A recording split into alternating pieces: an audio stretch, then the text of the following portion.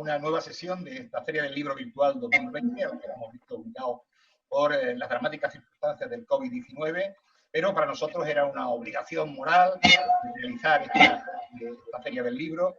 Y hoy contamos con una obra de interés científico, en este caso, editada por el Estudio Ceutíes, en concreto las diatomeas de Ceuta, que son unas algas microscópicas de las que ahora no hablará su autor. Yo, desde luego, mis conocimientos científicos son muy escasos, pero que son muy importantes sobre todo para determinar el estado de las aguas, ¿no? En fin, ahora nos lo explicará su autor y los investigadores. Nos acompaña el autor, uno de los autores, son tres coautores, Saúl Blanco, en este caso es la persona que nos acompaña, y también han participado en el María Borges Ramos y Adriana Oleniz. Ellos tres han sido becarios. Es fruto, este trabajo es fruto de una beca de investigación del instituto, con lo cual, bueno, pues demuestra que nuestras becas sirven para generar conocimiento, y además nos acompaña también nuestro director de publicaciones del Instituto de Estudios Ceutíes, Saúl Lluvero, que además también, aunque él es profesor de inglés, entiende mucho de temas científicos y nos podrá ayudar con la. Yo sin más, doy la palabra a los dos Saúles, a Saúl Lluvero, Saúl Blanco, como queráis. Bien, agradecer al doctor Blanco su disposición, su buena disposición para acudir a esta cita, una feria del libro virtual, diferente a otros años, debido a la situación de esta pandemia y al estado de alarma. Vamos a presentar un libro que ha publicado el IEC, fruto de una beca de investigación ofrecida a los autores del libro, que se llama Las diatomeas de Ceuta. Blanco, ¿qué son las diatomeas? Bueno, ante todo, gracias por la invitación para compartir unos minutos con ustedes y con el público. Las diatomeas son un tipo de microorganismos que están repartidos por los ambientes acuáticos de todo el mundo, no solo acuáticos, sino también terrestres. Son un tipo de algas microscópicas, no se ven a simple vista, hace falta tener microscopios para poder observarlas y estudiarlas. Y lo que más llama la atención desde el punto de vista científico de este grupo de microorganismos es su extremada diversidad. Realmente nadie sabe cuántas especies hay en el mundo. Se calcula que del orden de millones. Para que nos hagamos una idea, posiblemente haya más especies de diatomeas que de plantas superiores. Lo que pasa es que como su estudio requiere de aparatos especiales, pues supongo que por esa razón su conocimiento está más limitado en comparación con otro tipo de organismos. Entonces tienen su clase propia, ¿no? Estos seres vivos. Sí, su característica principal es que están constituidos por una única célula. Esta célula está recubierta por una especie de caparazón de cristal de sílice, que es lo que utilizamos los diatomólogos, los ficólogos dedicados a las diatomeas, para intentar identificarlas y clasificarlas para poder saber sus características, dónde viven, cuáles son sus preferencias ecológicas, en qué tipo de aguas las encontramos. Pues sabemos que están repartidas por los 5 continentes y las podemos encontrar en todo tipo de ambientes acuáticos, ríos, lagos, por supuesto los mares. Gran parte del fitoplancton de los océanos está compuesto precisamente por diatomeas, y también las hay en ambientes terrestres.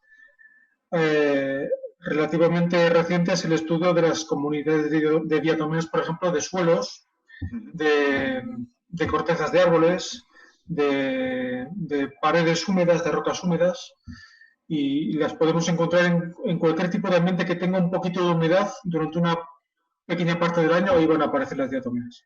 Una preguntita, ¿estos seres pueden encontrarse en el agua de grifo que bebemos? Es difícil porque las aguas potables ya son aguas tratadas, ya son aguas que han recibido procesos de cloración, y esos mecanismos de potabilización lo que hacen es eliminar, no todo, pero gran parte del componente biológico, bacterias, otras algas, diatomeas, virus, y todas las aguas que están sometidas a procesos de depuración, pues normalmente carecen de ese componente biológico que sí encontramos en las aguas naturales. Quiero enseñarle al público el libro en papel, también está editado en CD-ROM, ¿vale? Es un libro, un trabajo de investigación que personalmente opino que es fantástico, que está perfectamente hecho con un nivel científico de primer grado. Se puede adquirir, ¿vale? Vía, más adelante quizás, vía IEC. También en el puerto tenemos un local para poder adquirir el libro. Cuéntenos, Blanco, ¿cómo fue el proceso de investigación en Ceuta, brevemente? Bueno, la idea con la cual surgió este proyecto fue una especie de locura en la que nos embarcamos hace ya algunos años. Siempre habíamos tenido interés desde el punto de vista biogeográfico en lo que es la zona del Estrecho, en la zona de Ceuta,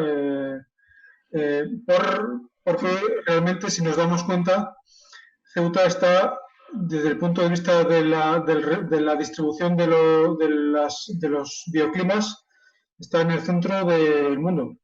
Está al sur del continente euroasiático, está al norte de África, al este tenemos la masa de Eurasia, al oeste tenemos el Atlántico, es decir, recibe influencia, recibe propágulos de prácticamente todos los ambientes. Está también cerca del mundo macaronésico. Por lo tanto, desde el punto de vista biogeográfico, es una zona caliente de biodiversidad a nivel mundial. Se sabe desde hace muchos años que toda la costa mediterránea alberga gran cantidad de especies, no solo de diatomeas, sino también de otros grupos animales y vegetales. Y de ahí nuestro interés en investigar este componente botánico, este componente florístico en las aguas de Ceuta, tanto en las aguas dulces interiores, que también hay ecosistemas muy interesantes en este sentido, como en las zonas costeras. Y hace unos años nos enteramos de la convocatoria de proyectos públicos del Instituto de Estudios Ceutíes y que afortunadamente nos otorgaron una subvención, una beca para desarrollar un proyecto de investigación para estudiar las diatomeas de Ceuta y de su entorno. Y ahí es como surgió la idea de publicar este libro. ¿Y cómo fue la investigación en el campo? Bueno, nosotros diseñamos una campaña de muestreo para intentar estudiar, recopilar todos los ambientes acuáticos diferentes que hay en la ciudad de Ceuta, en el entorno de la ciudad, y también en lo que es en la parte costera. Saben que Ceuta tiene dos zonas costeras, una norte y otra sur, con características ambientales muy diferentes, y el muestreo se centró, como digo, tanto en los ambientes acuáticos interiores, en las aguas dulces. Tenemos dos embalses que suministran agua potable a la ciudad, y también numerosos riachuelos y zonas de aguas corrientes que son, desde el punto de vista ambiental, son muy interesantes porque se supone que, digamos, recogen la flora algal de un montón de ambientes diferentes, y por lo tanto digamos, el esfuerzo de muestreo se concentró principalmente en estos ambientes. También en la zona del puerto se sabe por estudios anteriores que los puertos que reciben tráfico internacional, pues por el hecho de contribuir con las algas que tienen adheridas y otros restos de organismos, pues tienen una flora ficológica, una flora algal especialmente diversa, y por lo tanto también nos interesó pues tomar muestras en este tipo de ambientes acuáticos que son tan interesantes. Después, en el laboratorio, lo que hicimos fue procesar estas muestras para tratar de obtener preparaciones microscópicas que fueran observables a través de los microscopios que tenemos en nuestras instalaciones, en nuestro laboratorio, y a raíz de esas observaciones, de ese estudio, pues pudimos inventariar, es decir, hacer un catálogo completo de las especies de diatomeas que aparecían en este tipo de aguas, y lo que hicimos pues fue identificarlas taxonómicamente, fotografiarlas y hacer un estudio completo que nos diera idea de cuál es la diversidad de diatomías que aparecen en las aguas de Ceuta. El estudio no estaba tanto enfocado no estaba solamente enfocado en hacer un mero inventario florístico, sino también nos interesaba sobre todo tener un enfoque puramente aplicado, es decir, llevar a la práctica una de las principales aplicaciones de las diatomías, que es su potencialidad como indicadores ecológicos. Se sabe ya desde hace muchos años que las diatomías son unos excelentes bioindicadores, por así llamarlo, de la calidad del agua. Es decir, no todas las diatomías aparecen en todos los ambientes. Hay diatomías más afines a aguas contaminadas, hay especies que solo viven en aguas limpias y, por lo tanto, estudiando la composición de las diferentes especies que habitan en un mismo ambiente, pues se puede saber o retrocalcular cuál sería la calidad del agua en esos ambientes, y a raíz de esa afinidad que tienen diferentes especies por determinados tipos de aguas, pues podemos saber cuál es el estado ecológico de las masas de agua que hay en Ceuta. Yo me he leído las partes, digamos, generales del libro, porque luego hay un montón de fichas por especie. ¿Cuáles son las conclusiones a las que llegan ustedes, el equipo de investigación? Porque parece que no hay mucha endemicidad, ¿no?, en Ceuta, de especies. No hay demasiados endemismos, por la razón que comentaba anteriormente. Ceuta, por su posición geográfica, pues está recibiendo influencia, digamos, corológica, influencia florística de un montón de ambientes diferentes, y por lo tanto esto hace que el número de singularidades florísticas pues sea relativamente escaso. Esto se compensa, digamos, con la elevada riqueza, elevada diversidad a nivel de especie que nos encontramos, sobre todo en la zona del puerto y alrededores, que también pues viene a confirmar lo que ya se sabía de otros grupos de microorganismos, que se confirma con nuestras conclusiones en el hecho de observar una gran riqueza de especies, sobre todo en los puntos de muestreo que están influidos por ejemplo, por una contribución de aguas dulces y aguas salobres y aguas marinas. Esto hace que en este tipo de ambientes pues aparezca un gran número de especies. Tenemos muestras con hasta 30 o 40 especies, cuando lo normal en un río normal pues es encontrar 10, 12, 15. Esto nos confirma que Ceuta es, dentro de la costa mediterránea, pues un punto caliente de biodiversidad, no solo para para otro tipo de organismos, ya se sabía, para peces, para aves, para mamíferos marinos, sino que también estos patrones se observan en microorganismos y en concreto en diatomías. Doctor Blanco, una pregunta desde la ignorancia. Cuando a veces vamos por el campo y bebemos de fuentes o de aguas no tratadas, ingerimos diatomeas, ¿verdad? Sí, digamos que no es lo peor que nos puede pasar ingerir diatomeas, porque no son tóxicas. Bueno, sí, algunas son tóxicas, pero son unas pocas especies marinas y que se han observado episodios de toxicidad. Las diatomeas de agua dulce, afortunadamente, no son tóxicas, pero en cualquier caso nunca es aconsejable beber aguas naturales de las cuales no sabemos si son potables o no, porque pueden tener otros miles de parásitos, bacterias, virus, protozoos, amebas, y en cualquier caso, por muy seguros que estemos de la potabilidad, no es en ningún caso aconsejable beber de aguas naturales, porque no sabemos lo que hay aguas arriba que puede ser contaminante. Entonces dice usted que hay unas diatomías que muestran cierta toxicidad y que son marinas. Sí, hay episodios estudiados hace años por ejemplo, de mareas rojas. Las mareas rojas son más debidas a otro tipo de algas, a los dinófitos, pero también se han encontrado asociados a floraciones masivas de algunas diatomías marinas, y sí que se han observado episodios de toxicidad, sobre todo pues, para peces, para mamíferos marinos. Algún caso reportado para consumo humano derivado de la alimentación de granjas de peces marinas, y sí que se han observado.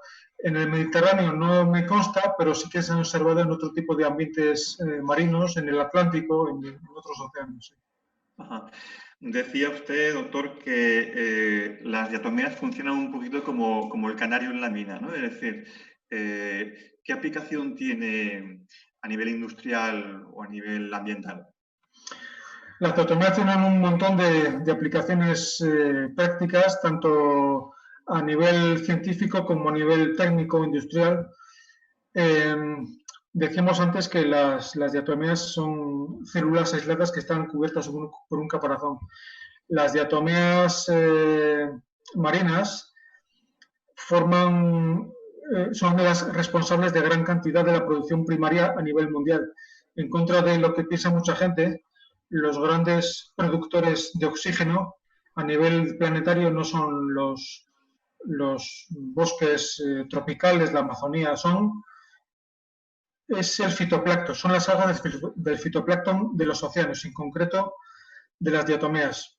Para que nos hagamos una idea, de cada 4 moléculas de oxígeno que estamos respirando ahora mismo nosotros, una de ellas la hizo una diatomea, para que nos demos cuenta de la gran importancia que tienen para el mantenimiento de los ciclos biogeoquímicos en la naturaleza. Estas diatomeas marinas, como digo, cuando mueren, el caparazón silicio sedimenta, y cuando se acumulan millones y millones de estos caparazones, pues forman lo que llamamos comúnmente como tierra de diatomeas. La tierra de diatomeas, que se explota a nivel de minería internacional, pues tiene un montón de aplicaciones. Se usa, pues, por ejemplo, como abrasivo industrial, para hacer insecticidas ecológicos, para hacer pinturas, por ejemplo, los cartuchos de dinamita es tierra de diatomeas apelmazada en forma de cilindro embebidas en nitroglicerina. Y bueno, esta tierra de diatomeas tiene un montón de aplicaciones industriales, aparte de la que comentábamos antes, de la aplicación de las diatomeas para la determinación del estado ecológico o biológico de las masas de agua. A nivel europeo sabemos que hay una red europea de determinación de la calidad del agua en ríos y lagos, como consecuencia de la aplicación en los países europeos de la Directiva Marco de Aguas de la Unión Europea, que exige que todos los países miembros, España incluida, calcule todos los años la calidad del agua en ríos, en lagos, en estanques, en marismas, etcétera, mediante el uso de diatomeas. Blanco, cuando se establecen equipos de investigación, por ejemplo, para estudiar un ecosistema, ¿hay siempre un diatomólogo? Ahora mismo la verdad es que sí. De hecho, ahora mismo la diatomología, por así llamarla, está en su época, digamos, floreciente, precisamente por el hallazgo de estas aplicaciones prácticas tan útiles que estamos encontrando. Y ahora mismo los equipos de ecólogos y de biólogos que están estudiando las aguas dulces y las aguas transicionales de las costeras, pues siempre tienen que tener el recurso de consultarnos a nosotros, a los biólogos especializados en diatomeas, porque es necesaria, como decía antes, la determinación del estado ecológico de las aguas mediante la aplicación de índices biológicos que usan diatomeas. Por lo tanto, estudiarlas desde el punto de vista ecológico es ahora mismo esencial para conocer cómo están decontaminadas las aguas dulces en España y en el resto de países europeos. Supongo, Blanco, que cada especie se ve afectada por unos factores, ¿no?, físico-químicos distintos. ¿Cuáles son los factores, las sustancias que más digamos, afectan a las diatomeas en general. Uno de los principales resultados que nosotros vimos en el estudio que hicimos en las diatomeas de Ceuta fue que uno de los principales variables ambientales que afectan a la distribución, a la aparición de estos organismos, de las diferentes especies en las distintas muestras, es lo que llamamos los biólogos la conductividad, que para que lo entienda la gente es la concentración de sales que tiene el agua. Una de las ventajas que tiene el estudio de las diatomeas en Ceuta es que Ceuta en un territorio muy reducido tiene un gradiente de salinidad muy amplio, es decir, encontramos aguas dulces casi sin ningún tipo de concentración de sales en los embalses, por ejemplo, y en muy pocos kilómetros, en muy pocos metros encontramos masas de agua afectadas por grandes concentraciones de sales, porque están cerca de ambientes marinos, y eso nos permite pues, estudiar en muy poco terreno pues, ese efecto de la salinidad. Y uno de los principales vectores que determina la aparición de unas especies y no de otras, pues es la conductividad, es la concentración de sales. También sabemos que las diatomeas se ven influenciadas por el pH del agua. Hay aguas ácidas, hay aguas neutras, hay aguas básicas. Otro de los parámetros que las influye, pues, por ejemplo, es la concentración de oxígeno. Sabemos que las aguas muy contaminadas son muy pobres en oxígeno porque la actividad bacteriana hace que la concentración del oxígeno baje en ese tipo de ambientes, y eso a la postre pues, también influye en que aparezcan unas determinadas especies centinela o indicadoras de que hay un proceso de contaminación por la aparición de materia orgánica que nos está indicando que hay un proceso de contaminación muy avanzado. ¿Hay alguna especie, por ejemplo, en Ceuta, que sea ultra resistente a estos factores? Sí, nosotros hemos encontrado en algunas muestras en la costa, no en las playas ni en las costas, sino en vertidos industriales que aparecían en este tipo de ambientes. En algunas playas nos encontramos con muestras características de este tipo de ambientes. Son muestras en las cuales aparecen muy pocas especies, es decir, hay muy pocas especies de diatomeas y de otras algas que resistan niveles muy elevados de contaminación. Son muestras prácticamente monoespecíficas, compuestas por una o como máximo dos especies de este tipo de algas, que nos están indicando que hay procesos ya muy avanzados de contaminación, sobre todo de aporte de nutrientes. Las diatomeas son muy sensibles también al aporte de nutrientes, de fósforo, de nitrógeno, y también a la concentración de materia orgánica. Cuando nos encontramos este tipo de aguas residuales que están sin tratar, pues un análisis muy somero de la composición de diatomeas que aparecen en ese tipo de ambientes, pues revela claramente que son aguas que tienen un estado biológico muy deteriorado. Y nos hemos encontrado con algunos casos en las muestras encontradas en la ciudad de Ceuta. Sí. Una preguntita que está ahora de moda. ¿Los plásticos afectan, la presencia de plásticos o microplásticos afectan a las diatomeas? Sí, claramente sí. Las diatomeas hay que tener en cuenta que son organismos, muchos de ellos son sésiles. Eso indica que tienen que crecer pegados o adheridos a algún sustrato. Y muchas diatomeas marinas, la proliferación de este tipo de algas está asociada directamente a la disponibilidad de sustratos que no necesariamente tienen que ser otras algas marinas o piedras o arena de las playas. Cuando las diatomeas encuentran microplásticos disponibles, pues evidentemente proliferan porque ya pueden adherirse a algo, adherirse a estas pequeñas partículas. Y no solo se adhiere, sino que además las agregan estas micropartículas de plástico y las compactan haciendo pequeños islotes de diatomeas mezclados con plásticos y con otras algas que a la postre hacen que vayan floculando este tipo de micropartículas y vayan formando islotes que se van adheriendo y formando islas más flotantes, más o menos compactas, que las vemos flotando en las aguas costeras y que evidentemente ya solamente por el impacto visual que tienen, pues es un impacto ambiental bastante perjudicial. Sí, sí. Muy bien. Por último, yo quería decir que este libro, aunque tenga un nivel científico alto, puede ser leído por cualquier persona, ¿eh? Lo puedo leer hasta yo mismo, y lo he entendido. Es muy interesante, es claro, no está vetado a ningún lector, y luego tiene una parte, un anexo, que muestra los puntos de muestreo y los inventarios florísticos. Supongo que se refiere a las especies, ¿no?, halladas en Ceuta, ¿verdad?